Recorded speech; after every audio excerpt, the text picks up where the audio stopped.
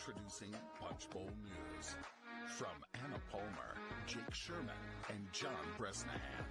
News about the people who matter, for the people who matter. Join the community at punchbowl.news. All right, good morning. I'm Anna Palmer, on stage joined by fellow founder of Punchbowl News, Jake Sherman, and Representative Joyce Beatty. Thank you so much. The Ohio Democrat, we can sit down, who is also chair of the CBC. We are here as part of our series, The Road to Recovery, which is being sponsored by Goldman Sachs' 10,000 Small Businesses Voices. We want to thank them for helping make today's conversation possible. We are going to be focusing mostly on the recovery out of the pandemic, particularly for Black small business owners and the uneven recovery and what all needs to still be done. But before we do that, I'm going to turn it over to Jake here. After our conversation with Chairman Beatty, and by the way, it's an incredibly busy week in Washington. So we very much appreciate So we're you. very fortunate and very lucky that Congresswoman is here. Two small business owners from her district, Letha Pugh and Halima Shafiq, will join us on stage for a fireside chat. Very exciting. We hope everyone finds these conversations very useful, very fun. Please share them on all social media platforms where you can find us at Punchbowl News on Twitter, Instagram, every single platform you can find us on. All right, and with that, we are going to get this conversation started. We're going to talk a lot about the recovery, but before we do, as Jake noted, it is a very busy week in Washington. We've got government funding, we've got the debt ceiling, infrastructure, reconciliation. How concerned are you that Democrats haven't pivoted to a Democratic-only strategy when it comes to raising the debt ceiling? Well, I think when you look at history and what has happened in the past, whether that was through a Republican leadership or a Democratic leadership, the one thing at the end of the day the members of Congress realize is that the nation has to continue. Raising the debt ceiling is not something that we've not witnessed before. We know it happened in the last administration, and we know when we get to the appropriate time, we will check in with those who know best. I mean, look at it. You have Jay Powell, you have Janet Yellen, and they're all weighing in because of their skills and their background. So I'm not quite sure I would say that we don't have a Democratic strategy for it.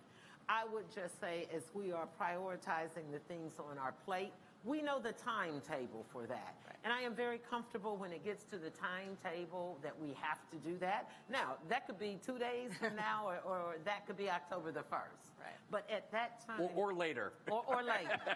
At that time, we will not fail this country. Democrats are in charge, and for anyone who knows our speaker, you know she can count, she can strategize, and we win. Whenever I begin to doubt Democratic strategy, we're always reminded that it's difficult to count Nancy Pelosi out of any legislative battle because she always finds a way out. Let me ask you this. Your colleague, Alma Adams from North Carolina, said last week, I think we broke the news, that she was not satisfied with the money that's going to HCB, Historically Black colleges and universities, in the legislation. Not to use jargon. I'm wondering if that's something, I'm assuming that's something that's shared across the CBC, and I actually think it has bipartisan support with Republicans on the other side of the aisle. I'm curious if that's how you view that and what exactly you're seeking money-wise in the bill. That's a very top priority for the Congressional Black Caucus. Alma Adams has done an amazing job. She's spent most, if not all, of her life in higher education with HBCUs. I'm also a HBCU graduate, as everyone in my family is. So when you look at the $55 billion that we saw that was going into HBCUs, we were very excited. Her disappointment has come because as we're working through the process, when you hear now we may be getting $2 billion, that's certainly disheartening and it's not acceptable. And I think you're absolutely right. We have bipartisan caucuses There's a HBCU caucus. We had a diversity and inclusion HBC forum right before the pandemic, and we had as many of my Republican colleagues there because here's the deal. You know, I connect people to policies to politics. HBCU students and faculty vote. And HBCUs are located in members of Congress districts, and that includes majority members as well as Republican members. And so I think we will garner the support we will need to tackle this issue. Can I just press down a little bit harder on that really quickly? What does that look like? I mean, if it's you guys requested obviously a very large number, what do you think that looks like in a final package? Well, what I can tell you is it does not look like $2 billion. Right. All right, somewhere between 2 and 55. Somewhere well above 2. All right. And closer to 55. Okay. Noted. All right, let's turn our attention to the issue of the day, the road to recovery out of the COVID-19 pandemic. I want to set the stage a little bit because we're partnering with Goldman Sachs' 10,000 Voices, and they do a lot of surveys. They've done 10 surveys over the last year and a half, and they have found consistently that there is an uneven recovery for Black-owned small businesses. The stats are pretty stunning. 20% of Black-owned small businesses are very confident that they would have access to capital if they need it. That's 11% lower than their peers. 57% of Black small business owners say they are still struggling financially due to the impact of COVID-19 compared to 44% overall. What more needs to be done at the federal level? Is that surprising to you, or is this just kind of a long-standing problem that's been exacerbated by the pandemic? I think it's a long-standing problem that has been exacerbated by the pandemic. It's not surprising to me. It's disappointing that we're still dealing with this. As a former small business owner, I understand it, and I think there are a lot of things that play into it now. If you're already behind the 8 ball, and then you have this global pandemic, we know the numbers, and you've read them off. We know the disparities. We know access to capital is a problem. We know that they're not the protege programs that are set out there, and that's why we're thanking Goldman Sachs for setting up a program like this and making it a real investment. You know, not a one-day workshop, and you're supposed to go out and be a successful business owner. That's the same as saying you want to be a surgeon, but I'm going to invite you to 2 workshops, and tomorrow you go, operate on someone. Businesses are like that. I mean, people are making an investment in their life, and we know for Black Americans and Brown Americans, and we know also for women, that we started out with a disadvantage because of cultural issues, societal issues, and government issues. If you're not in the room to help make a difference, oftentimes you're not thought about. So when I'm in the room and they're meeting with me, whether it's as the chair of the Subcommittee on Diversity and Inclusion or as the powerful Congressional Black Caucus chair, largest caucus in the Congress with a 50-year history, it makes a difference because I see things that other people don't see. But I also am in a position to speak up and make things happen. Being here today, what a great venue to talk about these issues, to expose other individuals. One thing that we kicked off this series about a month ago with Senator Mark Warner, Democrat of Virginia. We talked about credit, and the statistic is pretty stunning. Black-owned businesses that are low credit risks are half as likely as white-owned companies to receive the money they're seeking, loans they're seeking. Bank executives, people in Congress all know about this problem. What can Congress do? What can the federal government do to help alleviate that? I think I can give you a great example that we demonstrated, and that was when we put the PPP dollars out. Everyone was excited about the amount of dollars that we had that was going out to businesses, but then what happened? Small businesses weren't included in that first round. And I want to be very clear. It was government, and specifically members of the Congressional Black Caucus that went to the microphone, that went into the committees, and started talking about mom and pop businesses, started talking about those with 1099 employees, or start talking about businesses like the two small businesses that you're having on your program today who happen to be from my district, businesses that I support, and pushed hard that we carve out dollars to make sure that they went to MDIs or that we set up programs putting dollars in it. We also started holding banks responsible because here was another major problem that all of us, if not most of us rather, missed. They said if you have a relationship with your bank, you would be in good standing. Well, to me, relationship meant you had an account there. You know, you had used that XYZ bank to open your business. That's not what it meant by relationship. It meant that you had already had access to that same amount of a loan at least once or multiple times. Well, what if you had had your account there for, 5 years, 10 years, but you had been putting money into the bank, but you had not been asking now for a $250,000 loan? So it's a catch-22. Exactly. Yeah. So we had to fix that. We had to make sure those that did not know their banker. I mean, some people, when they're starting up a business, they go to the bank, and they go to whomever will help them in that bank. But they're often not included in some of the rooms that many of us, or I had the great fortune to have a private banker, to have someone who was watching my account, to have someone advising me. Especially for women and black women, that did not happen. Yeah. I want to talk about the COVID-19 Economic Injury Disaster Loan Program. The White House recently announced that it's going to expand that, extend it for businesses. How hopeful are you that this is going to ensure that small businesses get that working capital they need? Is there more that needs to be done, or do you think that's going to be enough in the short term? I think it's a combination of both. I think it is a great start. Certainly, I applaud them because we have had many successes, as you're going to hear today. Once we got it right, we had to fix it. So I think we know now how to monitor it better. I think now we know how to work with our SBAs on it. We know how to work with the banks. And here's the other thing. Sometimes when you have a problem or disaster and you can turn it around, you learn from those mistakes. And so now they have many watchdogs. We have media.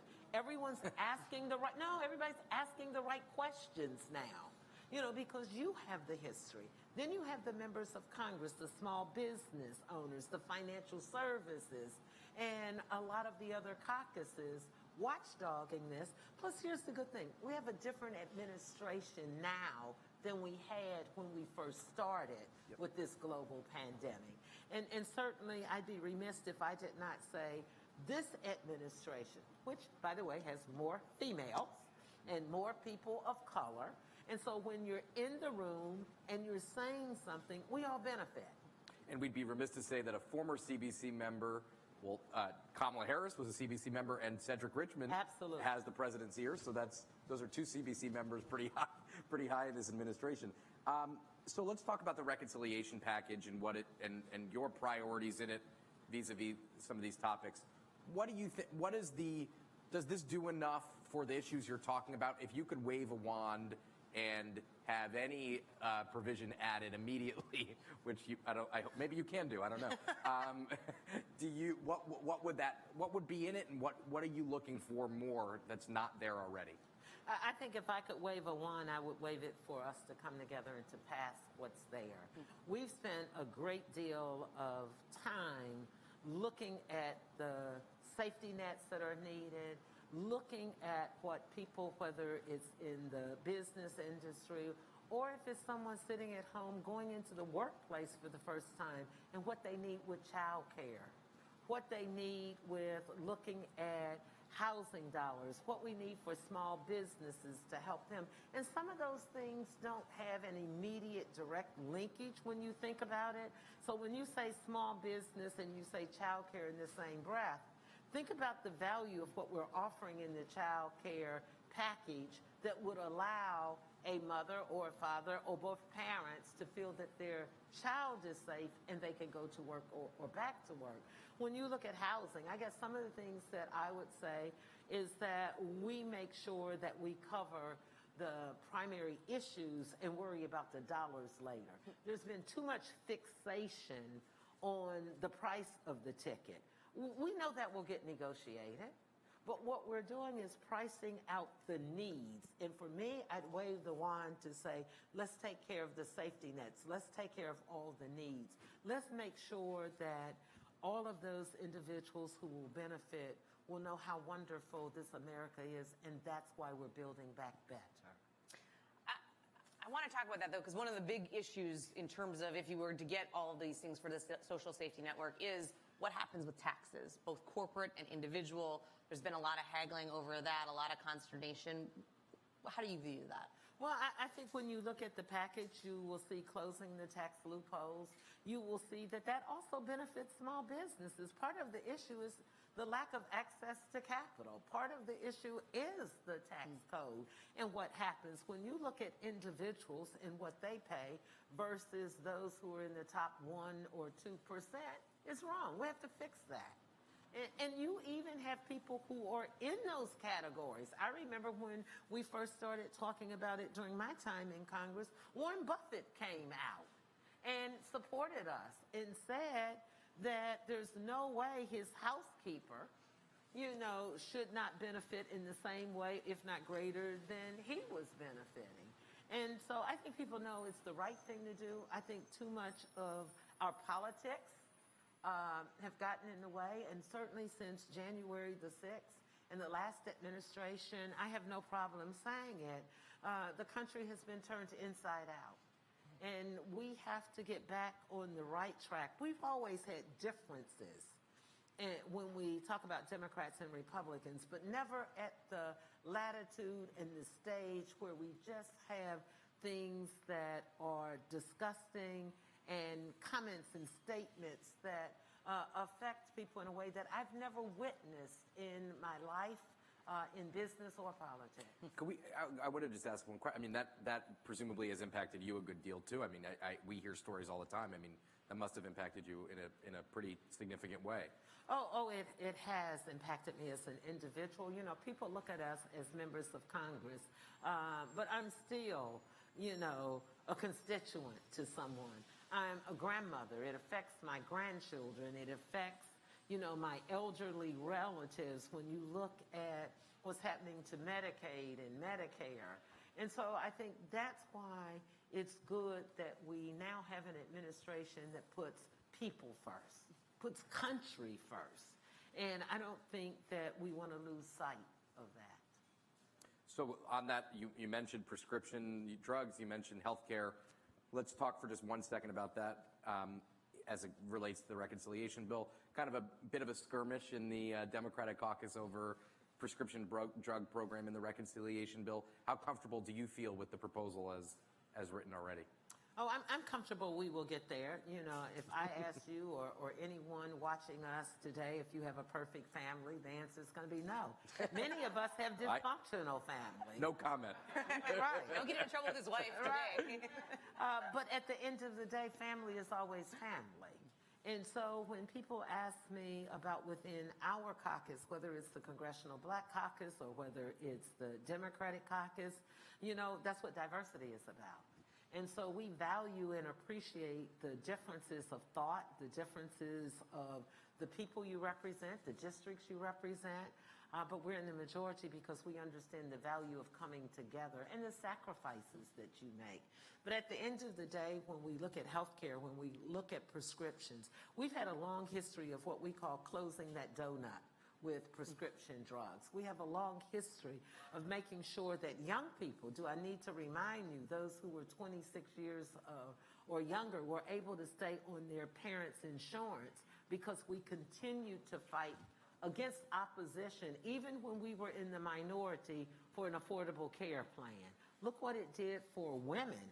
And if I ask young or more seasoned individuals if you've ever had a pre-existing condition, the answer is yes.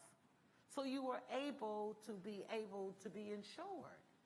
And so what you will see is us looking at the whole spectrum of health care, of prescription drugs, so we can make sure that we get it right and continue to provide those services for the American people. All right, we are almost out of time, but before we let you go, the Congressional Black Caucus is, as you mentioned, large and powerful as it's probably ever been. There's a chance that the next Speaker of the House could be a member. Jim Clyburn or Hakeem Jeffries are often discussed. Or maybe you. Maybe yourself. How much do you think about that with Pelosi wrapping up her tenure?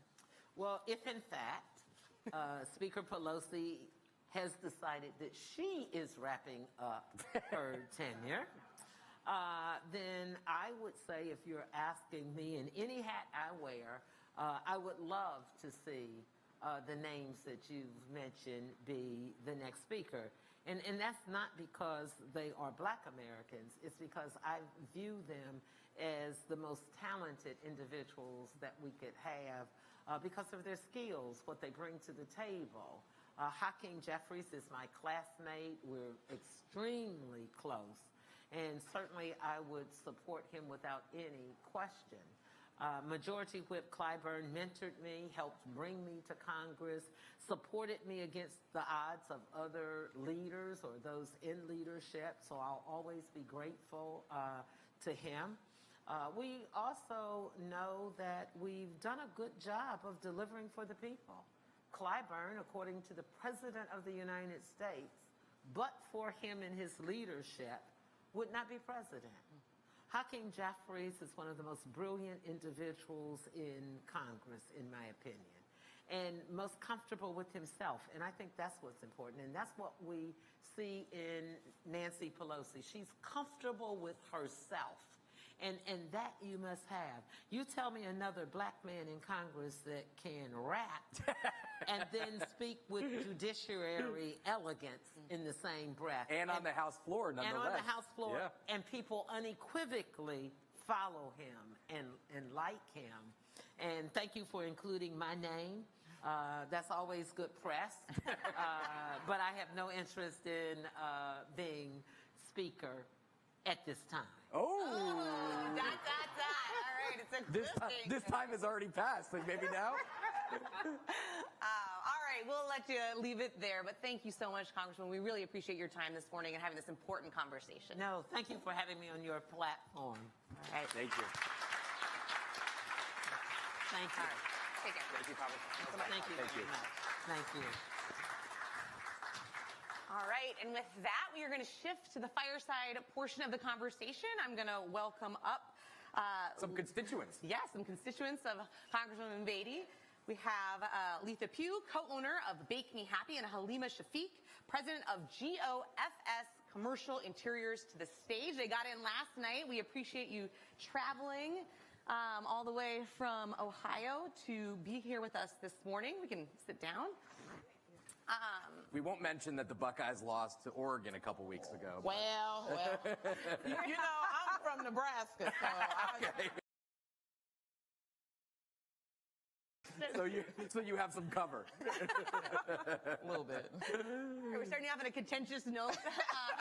It was out of love. It was out of love. All right. Well, before we get started, and we want to talk a lot about your own experiences here, but I want to give you each a minute or two to kind of give everybody in the room who isn't familiar with your work, with the small businesses that you run, what it is that you're doing, and just how the pandemic has impacted you. Because I think sometimes in Washington, we kind of look at this very 50,000-foot level and not actually on the human capital and the humans that are actually running these businesses and facing the pandemic in that way. So my business, we do commercial interior design. We provide furniture, fixtures, and finishes for corporate America as well as government. I've been in business a little over 13 and a half years, and we've done a lot of government contracting and procurement in that time. Over the past year and a half, we definitely saw some changes from everything from projects being on hold. Some of those construction projects definitely were halted. Did pick up slowly through the end of the year, and we're even able to finish a couple earlier this year. But we would often do work for everything from our armed forces to NASA. We just finished up a project earlier this year, and even our VA Medical Center. So We've seen some slowdown because people have not quite returned to the office space. But, we have a supply division and technology division that's trying to still provide some of those supplies that are needed on the ground and work around some of the challenges we're having with the supply chain itself. And I co-own a gluten-free wholesale and retail bakery in Columbus, Ohio, along with my wife. We had a wholesale sector that we supplied. Bake me happy. You got to Bake like, me come happy. on. Bake You got to me tell happy. everybody Yes, you should yes, yes. buy from her. Go visit Columbus and go there. And, we had a very robust wholesale arm. We supplied to universities, corporate cafeterias, all of that disappeared overnight. We did have a sit-in dining area that we, quickly pivoted to providing more like a retail carry-out services for folks. It's been an up and a down year for us. We did have an increase in revenue, but we also had a significant increase in expenses. We're struggling with supply chain issues. We are struggling with keeping staff morale where it needs to be, and so I think there's been an emotional toll with all of this, and there's the financial toll as well.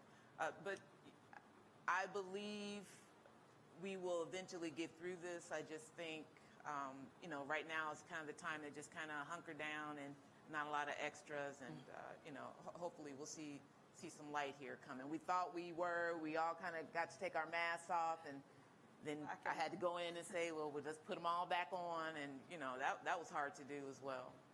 You heard Congresswoman Beatty talk about some of the statistics about the uneven recovery for black small business owners, in particular when it comes to access to capital.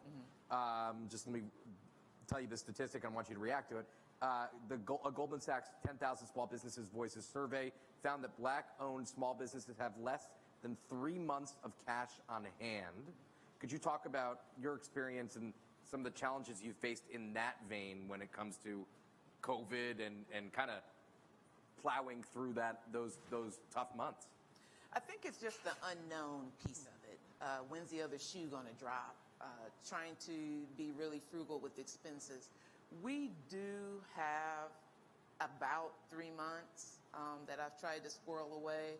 I also had an original EIDL loan that I've just kind of sat on here for the last year, just in case. And that's never a good feeling, especially for you're always future thinking when you're an entrepreneur and a business owner.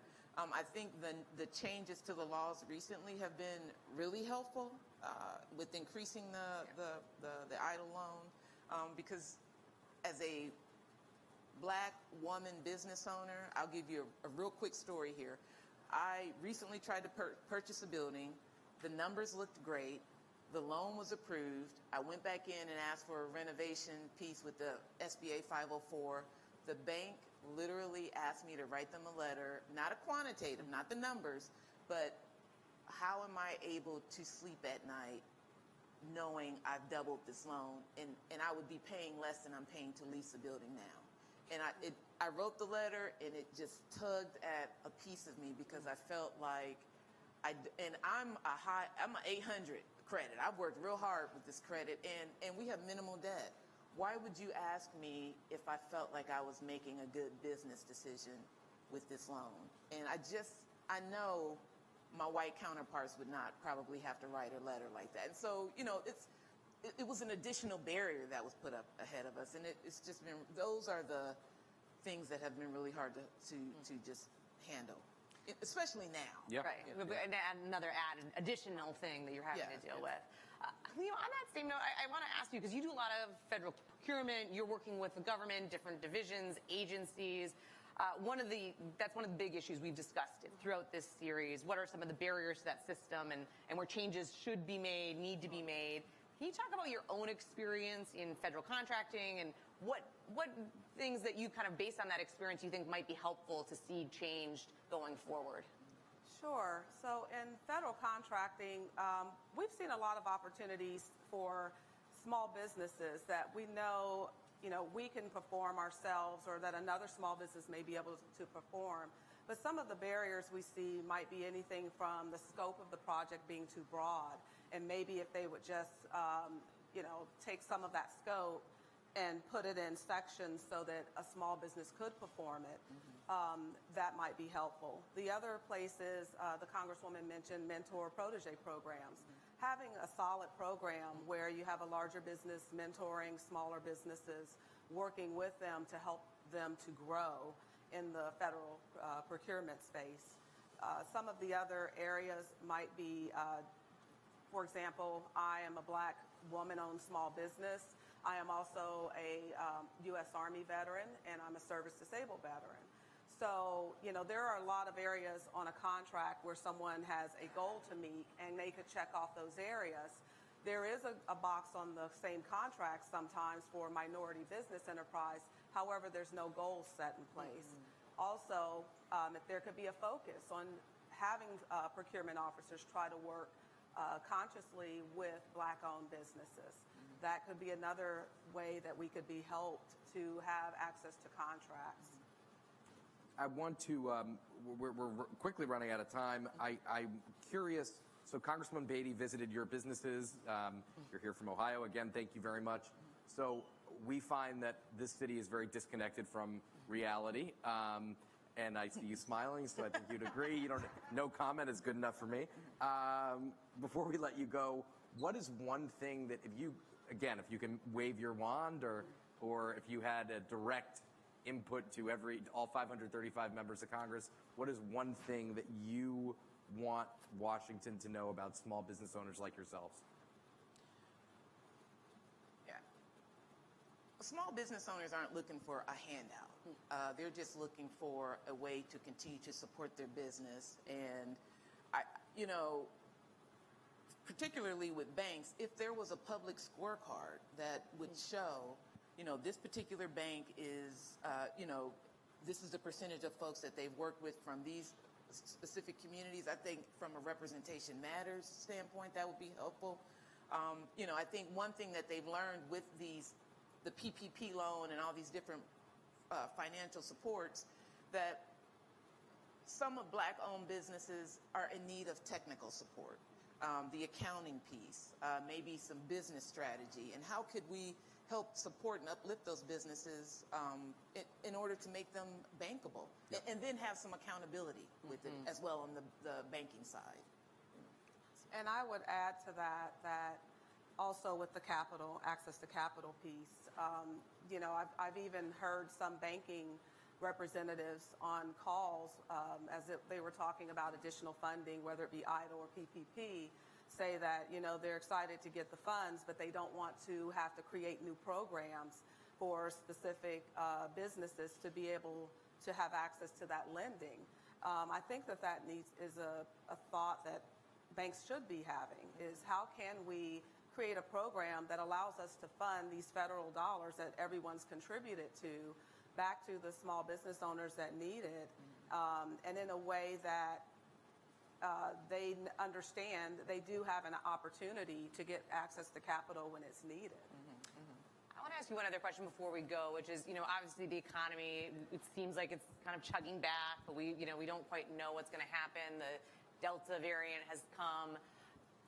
We've been talking to some folks about whether or not there needs to be another stimulus bill. Are you focused on that? Is that something that you think that in maybe 6 to 9 months as a small business owner, the economy might need that extra boost?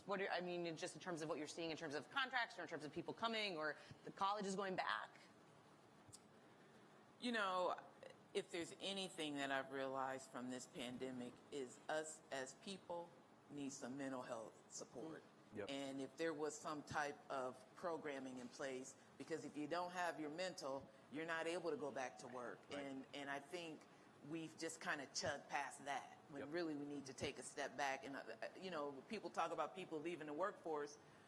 There's a lot of reasons why that's happening, but I think not us as a society as the world, let's just kind of give each other some grace and wrap our arms around each other and say, hey, we can bounce back from this.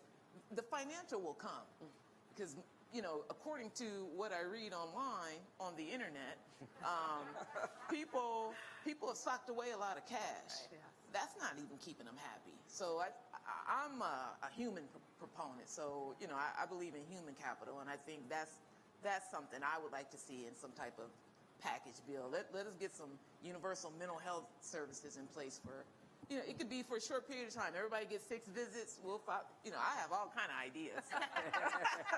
But I think that would be helpful. Yes. I definitely agree with that. And I also do believe that a stimulus in a financial form could be helpful as well. You're right. As people start to migrate back to working, I have 2 children myself, one which is still of school age. You know, there's a lot of things you don't think about before they go back to school, and there are a lot of new things that we have to add to the equation. Right. And I believe that, you know, those stimulus packages are very helpful. All right. Well, Lima, thank you so much for joining us, coming all the way to D.C., bringing some reality to inside the Beltway. We really appreciate it. Yes. Thank you.